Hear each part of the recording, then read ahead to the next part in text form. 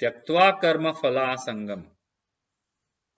Nitya trupto nirashrayah. You see that word trupta? Nitya trupta. Trupta actually means content. Such people, having given up attachment to the fruits of their action, are always satisfied or content. Content with what? With any outcome, doesn't matter. And not dependent on external things. You know, let me put it very, very honestly. Every morning we start our day. We have absolutely no idea what is going to happen. We don't even have an idea that we will come back home. Look, if I say if life is uncertain, there can be two things: fear or fascination. It is just so amazing to know that anything can happen. You see? Like there are billions and trillions of possibilities that anything can happen.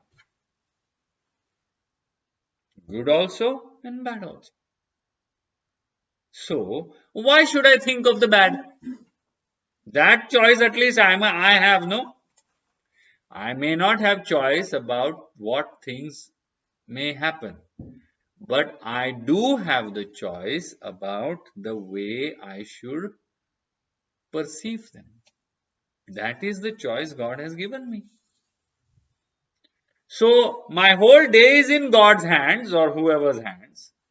But how I should perceive it is totally in my hand, and God will not intrude in that. That's why the buddhi.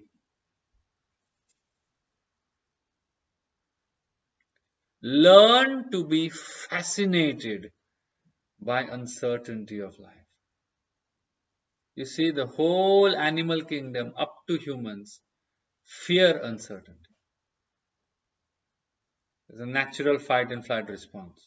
Instead, be fascinated by it. Like there are two thought processes. One thought process will say, oh my God, what will happen? And the other thought process will say, oh my God, what all can happen? Just a mindset. This attitude towards life will also make you look at difficult situations in a positive way. So again, it depends on how to look at things. And Bhagavad Gita is all about that. Switching your mindset towards life. And this is what Krishna is telling Arjuna to do. That's why Arjuna did not run away. Nothing changed. In the Bhagavad Gita, from chapter 1 to chapter 18, no external circumstances changed. What changed was Arjuna's mindset.